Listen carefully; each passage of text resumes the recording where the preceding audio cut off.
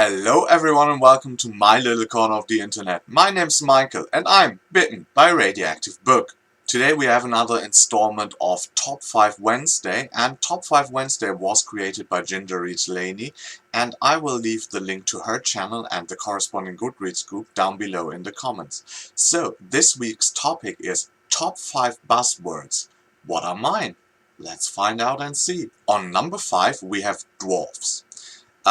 Dwarves have always been like my favorite fantasy race. I like the sturdy, fighting, beer drinking kind of people, and it was always something that spoke to me. I think the first dwarf I encountered was Flint Fireforge from Dragonlance, a very typical dwarf, and then of course the second one has been Gimli from The Lord of the Rings, and those two were always like my favorite characters of those series, and yeah, therefore I really like to get into books that have dwarves as protagonists, where people encounter dwarves. Yeah, everything dwarf is something that I really enjoy, and when a book says it is about dwarves, I'm going to pick it up.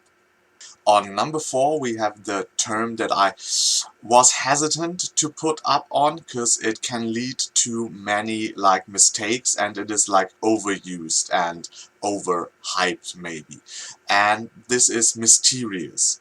Because I know that we have like a lot of books where mysterious is like, oh, and then there's this mysterious character, especially like in YA fiction, where there is the girl and then there's the mysterious guy and stuff like that. So of course I wouldn't go and buy these kind of books, but mysterious for me always means that there is like a secret in there, in the plot, maybe in one of the characters, and that secret will be revealed throughout the reading. I like to yeah, do a little bit of thinking about what might be that kind of secret the character has, or that is within the plot, and so yeah, this is something I really enjoy, and if it's mysterious in that kind of direction, then it is a really positive buzzword for me.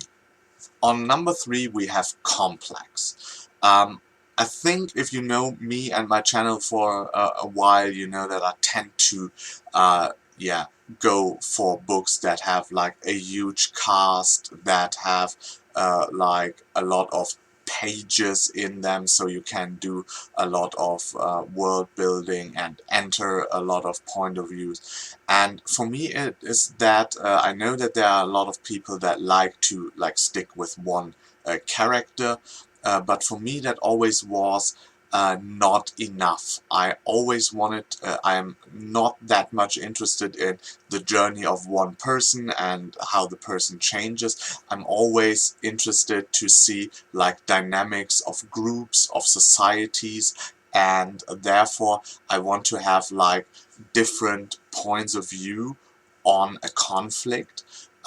So what really annoyed me when I was younger, and yeah, only had access to like a lot of typical fantasy, for example, that we only always got the perspectives of the heroes, and I was always interested to see the perspective of the villains as well, to have like both sides of the conflict. And I think in some of the more modern fantasy books where you have the heroes and the villains, that is done, or it is done more often in that kind of way, so that it's not a thing between good and bad where you can very easily judge, but you have like believable motivations for both sides of the conflict, and I really read about those kind of things. That doesn't mean that it wasn't there in more old school fantasy, but I think it is a more common trend these days to have that kind of distinction. On number 2 we have, of course, world building. If you know me, world building is my kind of thing. As complex as it gets, I like when there is a very well thought out world, when you have like very unique elements in your world building that defines your world. I really enjoy that, and world building is like, yeah. For me personally, it's more important than characters and plot. If I have like a good world, then I enjoy the book.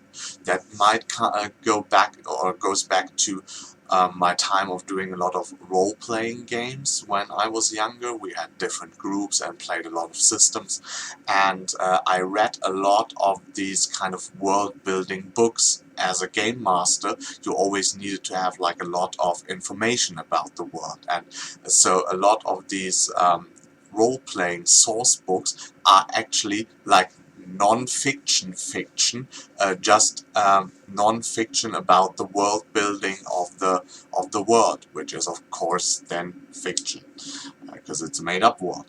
And so I read a lot of those, and I really enjoyed those as well, and therefore I can do with a good world-building book, even though maybe characters and plot are more like tropey. And on number one, and that ties in a little bit with world building, but I want to have it a little bit of distinction, is sense of wonder.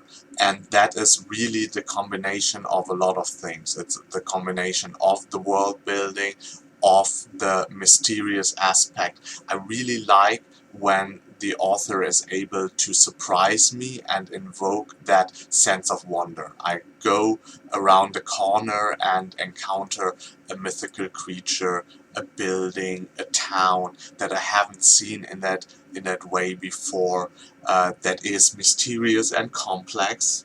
You see the interwoven connections there, and that is like the first time you step into Hogwarts and get to see all these very unique things, and you move around with Harry, and yeah, you just wonder, and you have that sense of wonder.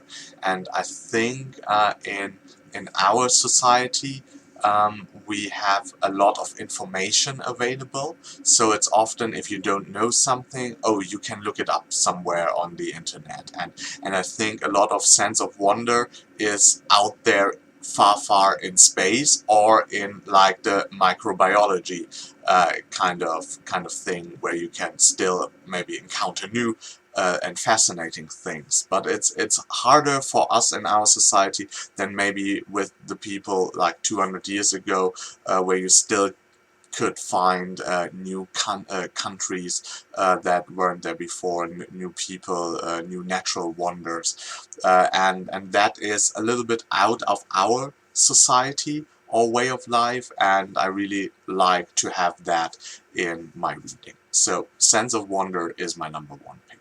So, these were my top 5 buzzwords. I hope you enjoyed this video. If you did, please hit the like button. If you want to see more of me, subscribe to my channel. And until next time, I hope you get bitten by a really good book too. Bye!